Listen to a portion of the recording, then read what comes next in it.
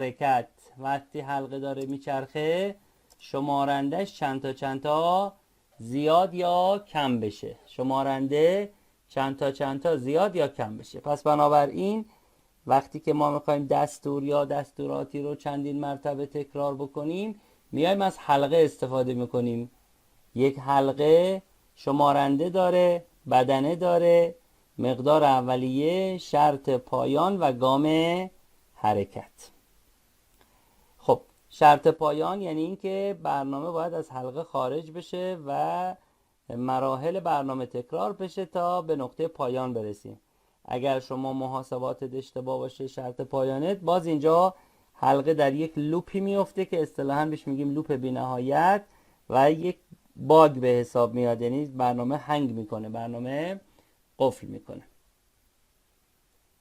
شمارنده حلقه میتونه عدد صحیح باشه، میتونه عدد اعشاری باشه، میتونه حرف باشه. مثلا میگیم از A تا Z بشمار، از 1 تا 10 بشمار، از 1 تا 2 یه دهم بشمار، از 50 تا 30 یکی یکی کم کن و برو. بشمار کاهنده، یعنی هم میتونه افزاینده شمارنده باشه هم کاهنده. بدنه حلقه هم میتونه یه دستور باشه، در هر بار چرخش فقط یه کاری بکنیم. میتونه چند تا دستور باشه، یعنی در هر بار چرخش چند تا کار بکنیم، که اگر چند تا دستور داشتیم برای حلقمون شروع و پایان در نظر میگیریم. برای حلقمون شروع و پایان در نظر خواهیم گرفت. اگر فرض کنید بخوایم یه مثال بزنیم، بگیم که مثلا مثال فرض کنید که از ما بخوان که بیایم چه کار بکنیم، مثلا نمایش اعداد تک رقمی. یک مثال ساده، نمایش اعداد تک رقمی. میخوایم اعداد مثلا 1 تا 10 رو نمایش بدیم تک رقمی. میگیم خب 1 شروع، 2 یه شمارنده میخوایم، مثلا میگیم آ رو بذار 0، اولین عدد تک رقمی 0. 3 میگیم که مثلا آ رو نمایش بده. 4 میگیم که خب حالا آ رو دستور بدنه حلقه ما میشه آ رو نمایش بده دیگه. توی 4 حالا میخوایم گام حرکت براش بگیم. میگیم چند تا باید اضافه بشه؟ یه دونه. پس آ مساویه A به اضافه 1. بعد میگیم که خب باید تکرار بشه. شرط پایان ما اینه که کمتر از 10 باشیم دیگه، یعنی یک رقمی. پس میگیم اگر A کمتر از 10 بود آنگاه خب باید تکرار حلقه رو نشون بدیم. میگیم برو به مرحله 3.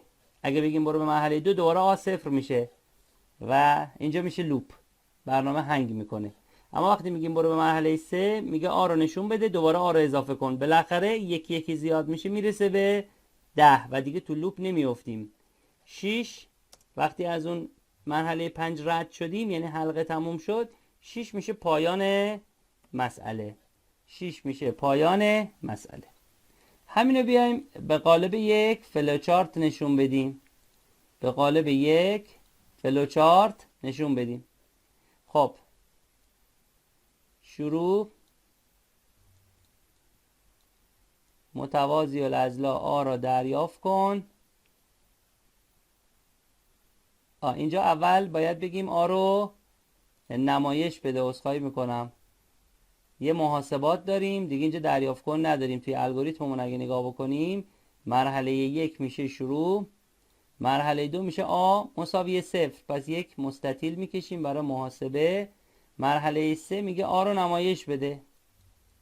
خب آ رو نمایش بده میشه 1 متوازی الاضلاع. مرحله 4 میگه یکی به آ اضافه کن، دوباره یه مستطیلی داریم. مرحله 5 میگه اگر، پس یک لوزی باید اینجا بکشیم. اگر آ کمتر از 10 بود آ کمتر از 10 بود. شرطمون اینه آ کمتر از 10 بود. یس. برو به مرحله 3. یعنی بیا اینجا.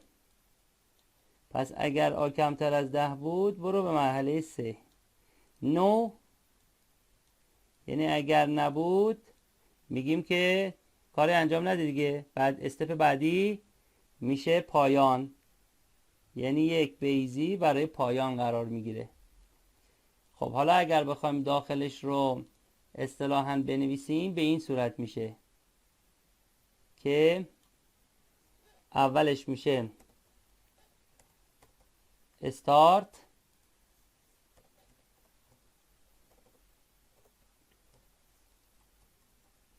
A مساوی 0،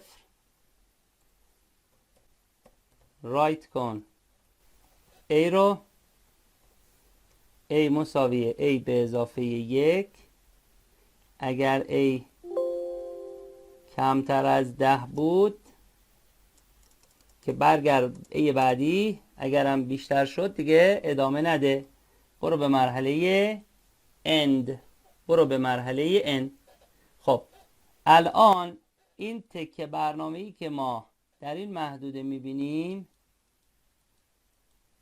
این تکه برنامه‌ای که ما در این محدوده میبینیم این یک حلقه است. این یک حلقه است. شمارنده حلقمون چیه؟ A. مقدار اولیش چیه؟ مساوی 0. شرط پایان چیه؟ A کمتر از 10. شرط پایان. گام حرکت چیه؟ A به اضافه 1. بدنه در حقیقت برنامه چیه؟ رایت A. پس بنابراین یک حلقه این اجزایی که اینجا توضیح دادیم رو داره و باید داشته باشه که بتونه بدون مشکل تکرار بکنه و دفعات مورد نظر ما رو نمایش بده. خب یه مسئله دیگه حل کنیم. یک مسئله دیگه حل کنیم. مثال بعدی. فرض کنید به ما بگی که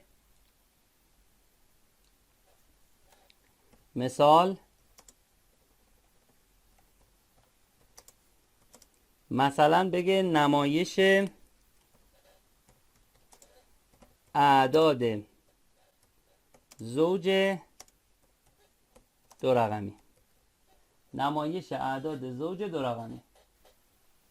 خب ما میگیم اعداد زوج دو رقمی میشه 10، 12، 14 میره تا 98 تموم میشه. پس آخریش چیه؟ 98. پس من اگر بخوام الگوریتم رو بنویسم باید بنویسم 1 شروع، 2 A که شمارنده من هست رو بذارم دفعه اول مقدار اولیه چند؟ 10. A از 10 شروع شه. 3 بگم A رو نمایش بده. الان عدد 10 روی مانیتور نمایش داده میشه. 4.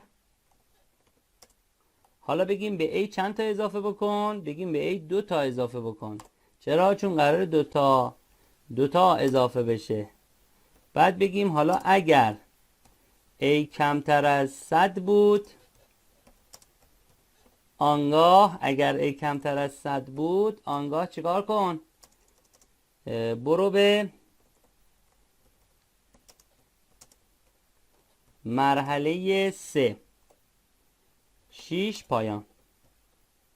کار تموم میشه.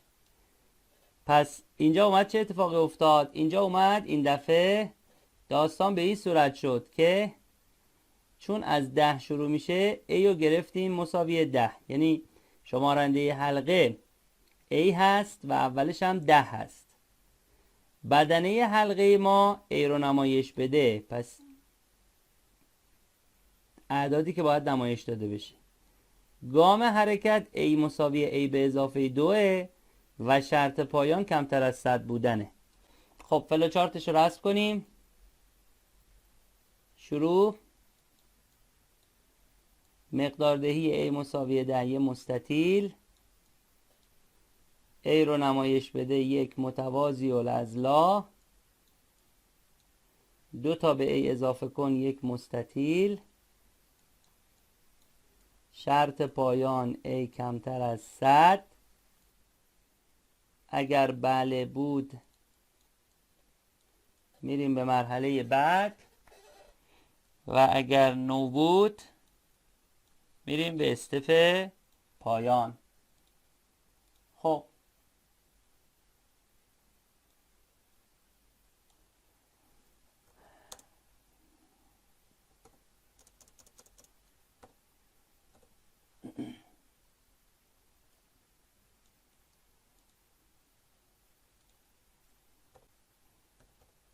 استارت. A مساوی 10. رایت کن A و A مساوی A به اضافه 2. اگر A کمتر از 100 بود که برخواهیم گشت، در غیر این صورت هم میریم به استپ پایان. پس بنابراین میتونیم به این صورت یک حلقه به وجود بیاریم که دستوراتی رو چندین مرتبه برای ما تکرار بکنه.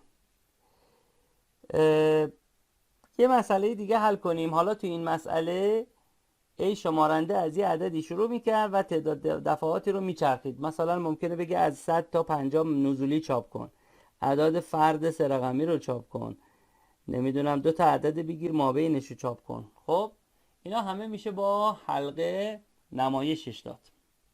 فرض کنید این آیتم آخری که گفتم رو بخوایم حل کنیم. یه مسئله بگیم که مثلا قرار بشه 2 تا عدد رو از ورودی بگیره و بعد مابینش رو بیاد نمایش بده. 2 تا عدد رو از ورودی بگیره و بیاد مابینش رو برای ما نمایش بده. خب دقت کنید.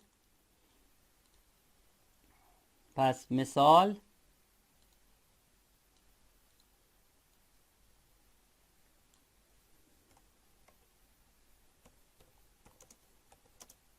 دو عدد بگیرد و اعداد مابین آنها را نمایش دهد.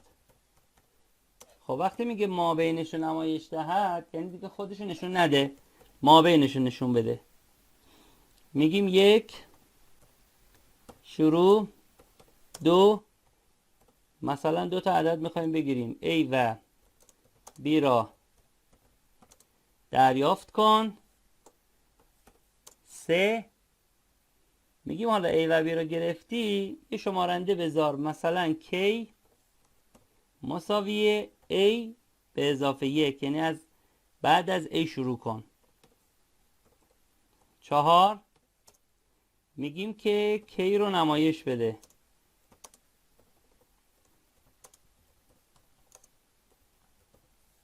5 حالا به K یه واحد باید اضافه بکنیم. 6 شرطمون چی باشه؟ که اگر K کمتر از B باشه، یعنی به B نرسه، اگر K کمتر از B باشد آنگاه باید بریم برو به مرحله مثلا 4 دیگه، چون اگه بریم به 3 دوباره میشه A به اضافه 1 و این دیگه میمونه تو لوپ. پس میگیم برو به مرحله 4 که بعدی رو نشون بده اضافه بشه. 7 وقتی هم که تعداد چرخش ها تموم شد میگیم کار تمومه دیگه، پایان. پس توی استپ 7 میشه پایان. خب حالا همین رو بیایم به صورت فلوچارت رسم کنیم. همین رو بیایم به صورت فلوچارت رسم کنیم. میگیم که استپاشو بکشیم. شروع A و B رو دریافت کن میشه متوازی الاضلاع. K مساوی A به اضافه 1 میشه مستطیل. K رو نمایش بده میشه یه متوازی الاضلاع. 1 واحد به K اضافه بکن میشه محاسبات. شرط اگر K کمتر از B بود میشه لوزی. اگر یس بود میریم به چاپ، اگر نو بود میریم به مرحله اند. خب همین رو میایم جاگذاری میکنیم. میگیم که استارت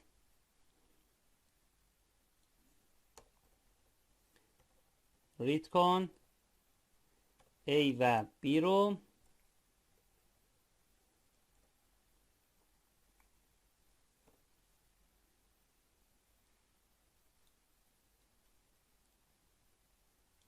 خب حالا میگیم که A چی؟ K مساوی هست با A به اضافه 1. حالا میگیم که K رو نمایش بده، پس رایت کن K رو، به K یک واحد اضافه بکن. خب شرطمون چی بود؟ شرطمون این بود که K کمتر از B. K کمتر از B. اگه بله که میچرخه، اگه نه هم که میره به مرحله پایان.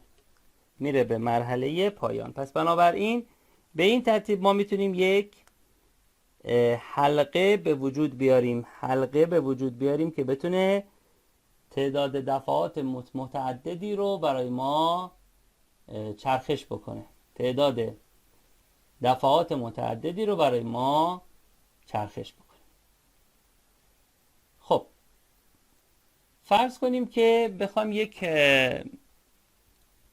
مثال مثلا ریاضی بزنیم. بگیم که مثلا عددی رو بگیره، فاکتوریلش رو نمایش بده. خب پس مثال بعدی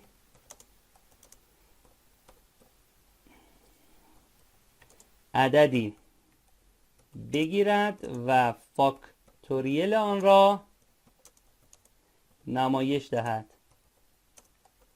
خب برای نمایش فاکتوریل ما میگیم که فرمولمون این بود. مثلا 5 فاکتوریل میشه چی؟ میشه 1 ضرب در 2 ضرب در 3 ضرب در 4 ضرب در 5. یا مثلا 3 فاکتوریل میشه 1 ضرب در 2 ضرب در 3.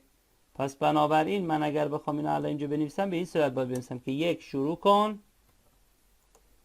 2 بگیم عدد مثلا n را بگیر، 3 بگیم که f مون رو دفعه اول بذار 1 عضو خنثی در ضرب 1 دیگه، f رو بذار 1 4. خب حالا یه شمارنده میخوایم A رو بذاریم مثلا 1 5. خب شروع کنیم ضرب کردن. بگیم که F برابر هست با هرچی تو F ضرب در A بشه. بعد تو مرحله 6 بگیم یکی به A اضافه کن، A بشه A به اضافه 1. مثلا 1 میشه 2، بعد 2 میشه 3، بعد 3 میشه 4. خب تا کی باید این کار ادامه پیدا کنه؟ تا وقتی که A کمتر مساوی n باشه. چرا؟ چون خود 5 هم ضرب میشه، خود 3 هم ضرب میشه. پس میگیم تا وقتی که a کمتر مساوی n باشه، یعنی اگر a کمتر مساوی n بود آنگاه برو به مرحله اگر بریم 2 که دوباره n جدید میخونه کار خراب میشه. بریم به 3 f دوباره 1 میشه، هرچی حساب کردیم از بین میره. بریم به مرحله 4 a دوباره 1 میشه، میفتیم توی لوپ بی نهایت و تموم شدنی نیستش. پس باید بگیم برو به مرحله 6 که فقط در حقیقت برو به مرحله 5 که فقط ضرب بکنه و بعد یکی اضافه بکنه. خب 8 محاسبات تموم شده، باید بگیم نمایش بده f رو و 9 بگیم پایان. خب حالا فلوچارت اینو بکشیم یه مقدار واضح تر میشه مسئله. همیشه توی فلوچارت وضوح مسئله بیشتر میشه. ببینید شروع، عدد n رو بگیر، n اینجا این 5 یا این 3، بعد میگه f رو بذار 1، بعد میگه a رو بذار 1.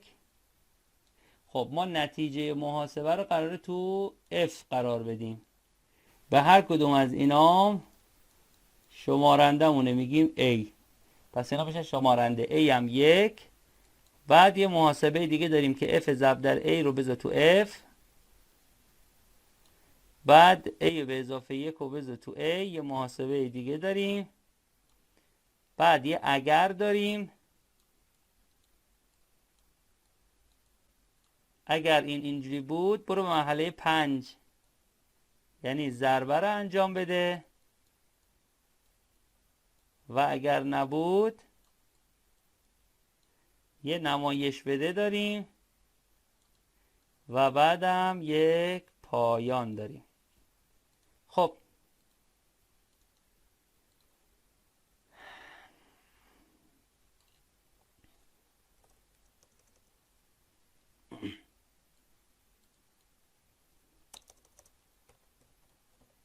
استارت، بگیر n رو، f رو قرار بده 1،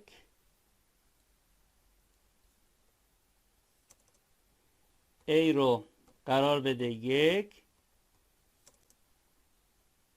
1، f رو قرار بده f ضرب در a رو قرار بده a به اضافه 1. شرطمون a کمتر مساوی n. اگر گفتش که بله میگه بچرخ، اگر گفت نه دیگه کار تمومه، میگیم رایت کن f رو و تمام. این هم میشه در حقیقت فلوچارت محاسبه فاکتوریل، یعنی بتونیم فاکتوریل رو حساب بکنیم. حساب بکنیم. f حاصل ضرب ها هست. دفعه اول گذاشتیم 1 به خاطر اینکه عضو خنثی در ضرب 1، پس f رو گذاشتیم 1. حاصل ضرب ها قراره بره توی f. a هم که شمارنده است، از 1 شروع میشه هر دفعه طبق فرمول، پس a هم 1. f رو بذار ضرب در a کن، به a 1 اضافه کن. این میشه چیه ما؟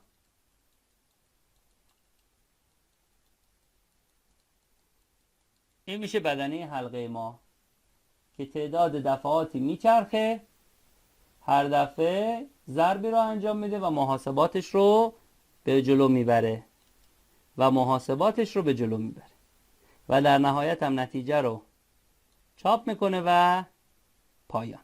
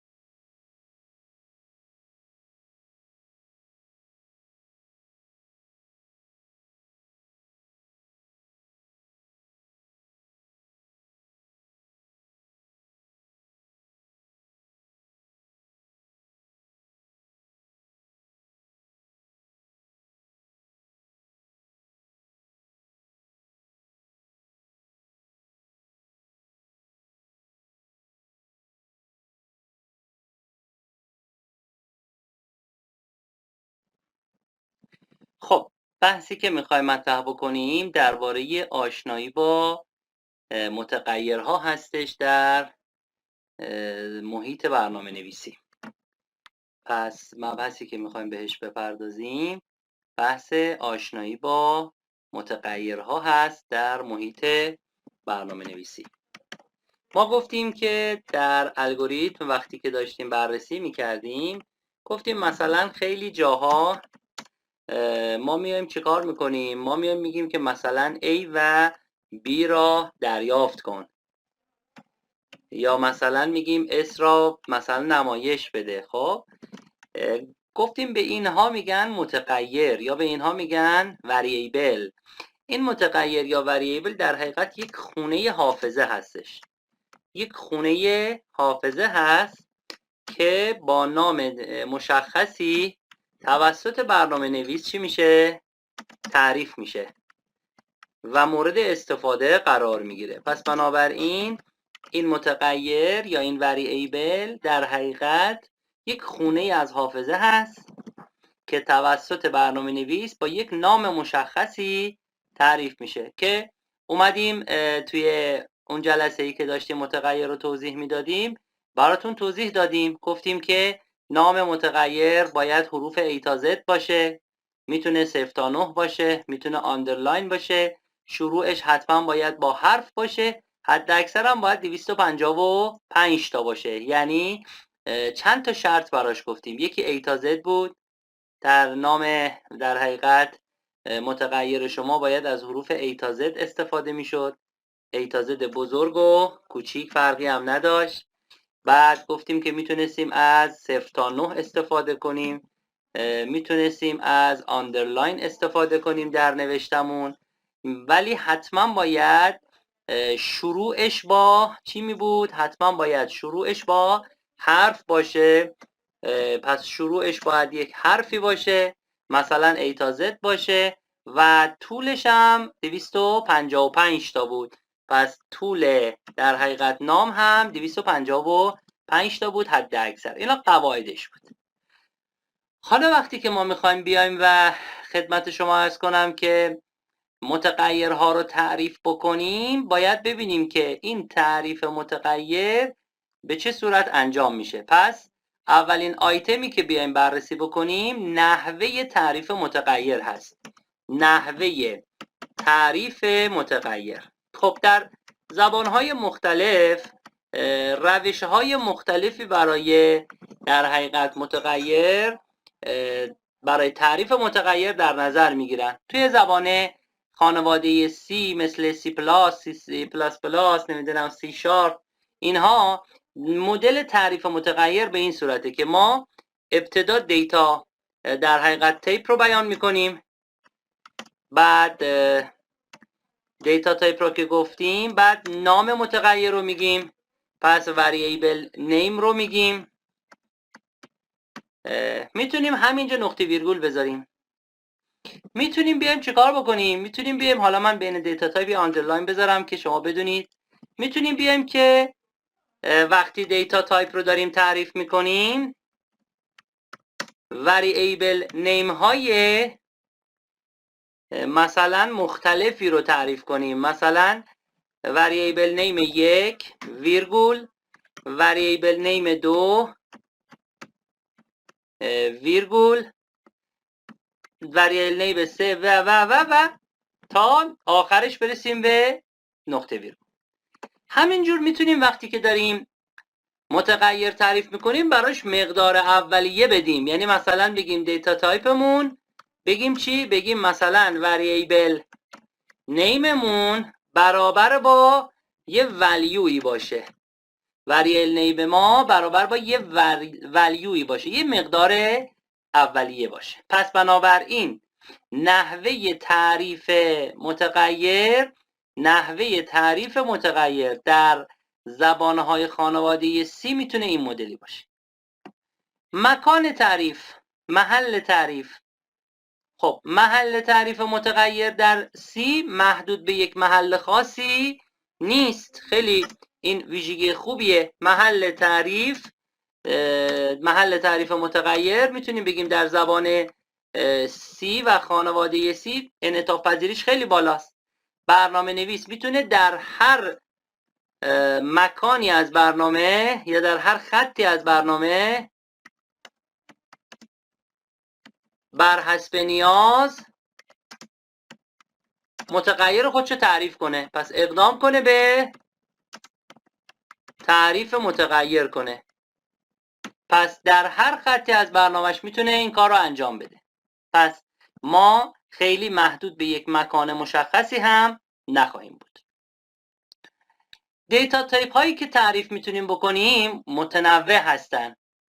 خب دیتا تایپ هایی که ما میتونیم تعریف بکنیم در زبان برای متغیرها متنوع هستن، ولی ما میتونیم در یک طبقه بندی کلی دیتا تایپ رو بگیم چی؟ نوع داده در حقیقت. خب این نوع داده میتونه به دو دسته کلی تقسیم بشه. یکی نوع داده های عددی و یکی نوع داده های غیر عددی. یکی نوع داده های غیر عددی. خب حالا نوع داده های عددی میتونه خودش تنوع داشته باشه. اولیش چیه؟ اولیش بایته. بعدیش چیه؟ بعدیش اینته. بعدیش مثلا لانگه. بعدیش فلوته. بعدیش دابله. خب بعدیش سینگله مثلا.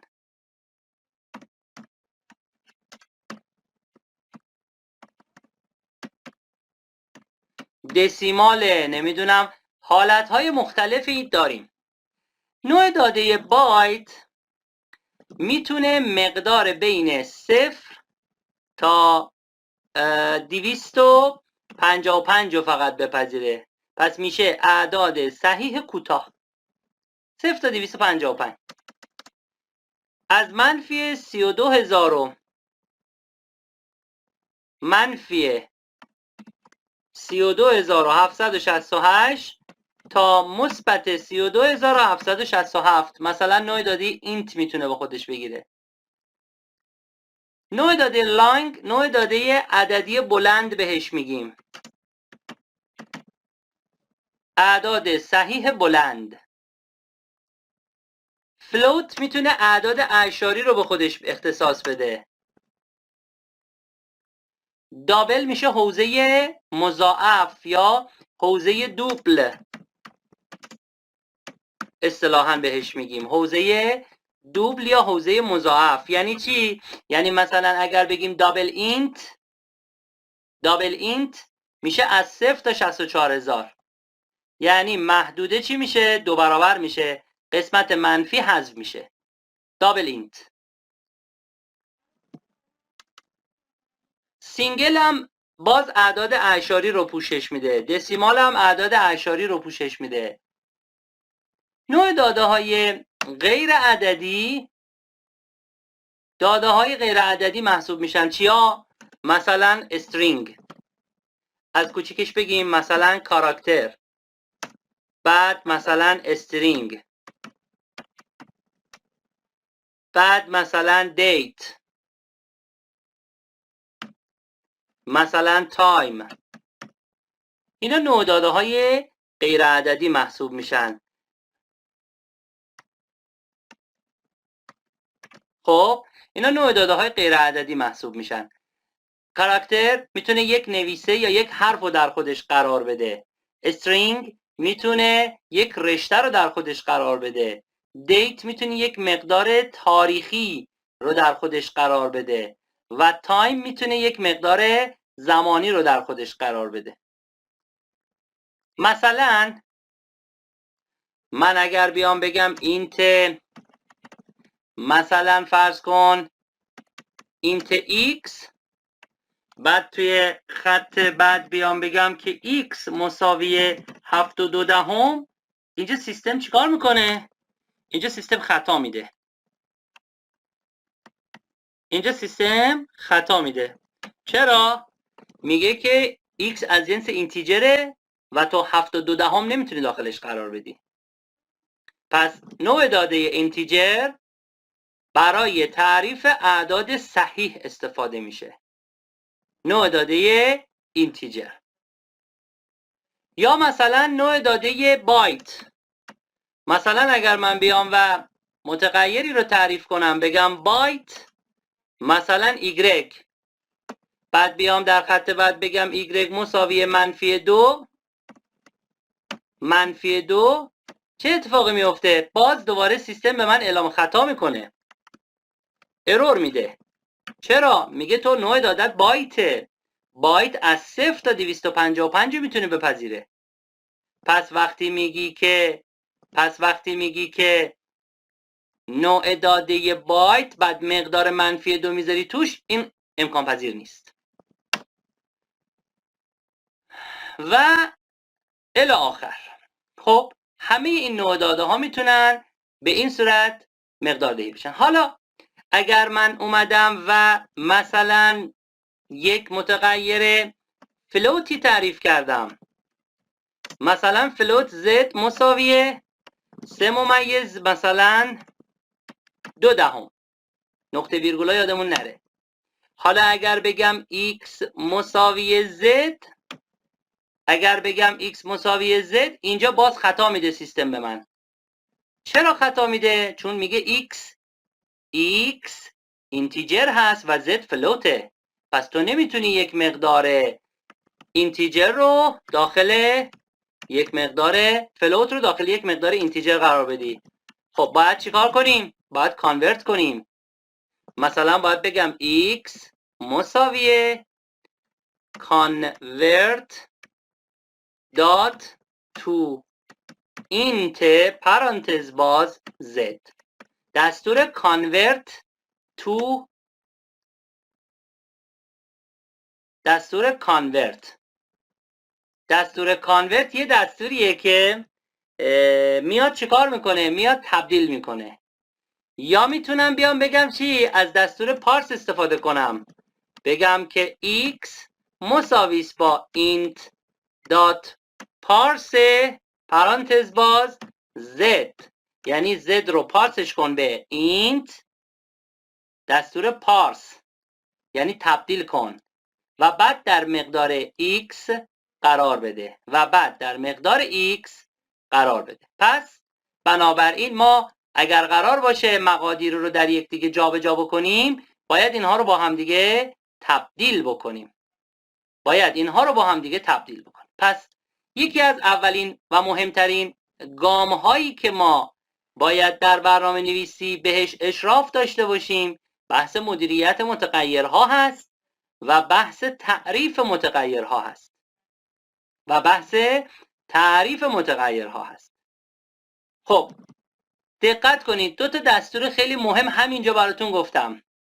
دو تا دستور خیلی مهم رو همینجا برای شما نام بردیم. یکی دستور کانورت بود که برای تبدیل استفاده میشه، کانورت، و یکی دستور پارس. این دو تا دستور برای تبدیل از یک نوع داده به یک نوع داده دیگه استفاده میشه. اپرند مقصد مساوی با convert dot to فلان اپرند مقصد. یعنی وقتی که شما اینجا اینو مینویسی تو int، این در حقیقت اشاره میکنه به x. حواست باشه وقتی داری میگی تو int، این در حقیقت این int منظور متغیریه که خروجی محسوب میشه، یعنی این x تو int این. یا وقتی اینجا میگیم int dot parse، یعنی این x مد نظر هست. این هر چی که باشه، دقت کنید اینجا z هر چی که باشه، مهم نیست چیه، z هر چی که باشه کانورت میشه به اون چیزی که براش مشخص شده. پس مثلا اگر شما اومدی و رشته عددی تعریف کردی، قشنگ دقت کنید، کد ملی، شماره تلفن، اینا همه رشته های عددی هن. مثلا من میام میگم string s برابر داخل گیومه 2217 22147 مثلا، گیومه رو میبندم، نقطه ویرگول، بعد زیرش میام میگم که مثلا اینتیجر x. حالا اگر من بیام بگم x مساوی s، خب اینجا سیستم فوراً به من چی میده؟ ارور میده، میگه شما نمیتونی s که استرینگ هست رو داخل x قرار بدی، ارور. چه کار کنیم؟ میگه راه حل بهت پیشنهاد میدم. راه حل چیه؟ میگه بیا بگو x مساوی convert dot to int پرانتز باز convert dot to int پرانتز باز s، یعنی s رو کانورت کن، s رو کانورت کن. کانورتش میکنیم به چی؟ کانورتش میکنیم به int، میریزیمش تو x. خب x هم از جنس اینتیجر هست، پس بنابراین دیگه مشکلی برامون پیش نمیاد. اینجا x مون از جنس اینتیجره، اینجا s مون از جنس استرینگه. حالا من میخوام s رو بریزم داخل x، توسط convert int مقدار s به int تبدیل میشه، داخل x قرار میگیره، داخل x قرار میگیره. خب پس ما یکی از چیزهایی که برای اینکه بتونیم الگوریتم هایی که نوشتیم، فلوچارت هایی که نوشتیم رو ببریم داخل یک محیط برنامه نویسی، این هستش که بیایم با زبان برنامه نویسی دیتا تایپ ها رو تعریف کنیم، متغیرها رو تعریف بکنیم. متغیرها که تعریف شدن، حالا چیکار بکنیم؟ حالا شروع کنیم با اون متغیرها در محیط برنامه کار بکنیم. یکی از زبانهای برنامه نویسی خیلی رایج و معروفی که ما باهاش خیلی کار خواهیم کرد، زبان C++ و زبان C شارپه که به کمک نرم افزار ویژوال استودیو میتونیم از محیط C شارپ استفاده کنیم، حالا در حالت کنسول اپلیکیشن یا در حالت ویندوز فرمش فرقی نمیکنه. پس بنابراین یکی از محیط های برنامه سازی که حالا بهش رجوع خواهیم کرد برای نوشتن برنامه هامون، محیط سی شارپه که در محیط برنامه نویسی ویژوال استودیو مورد استفاده قرار میگیره. حالا ویژوال استودیو 2006 تا 2016 2017 فرقی هم نمیکنه، بسته به قدرت سیستمتون و توانایی سیستمتون میتونید از محیط ویژوال استودیو استفاده بکنید. خب توی این مبحث نحوه تعریف متغیرها، مقداردهی اونها به هم دیگه توضیح داده شد و طریقه تعریف براتون توضیح داده شد.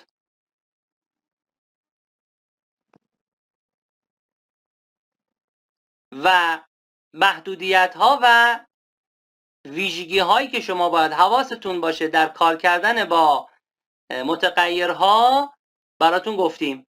مثلا ما خیلی راحت میتونیم اینجا متغیر تعریف کنیم، هیچ محدودیتی نداریم در زبان سی شارپ برای تعریف متغیر. مثلا بیایم متغیرهای مختلفی رو تعریف کنیم. ببینید مثلا من میگم که اینتیجر a و b مساوی 3 و c و d و مثلا e مساوی 7. فلوت مثلا x و y مساوی 13 و 2. استرینگ s مساوی مثلا hello.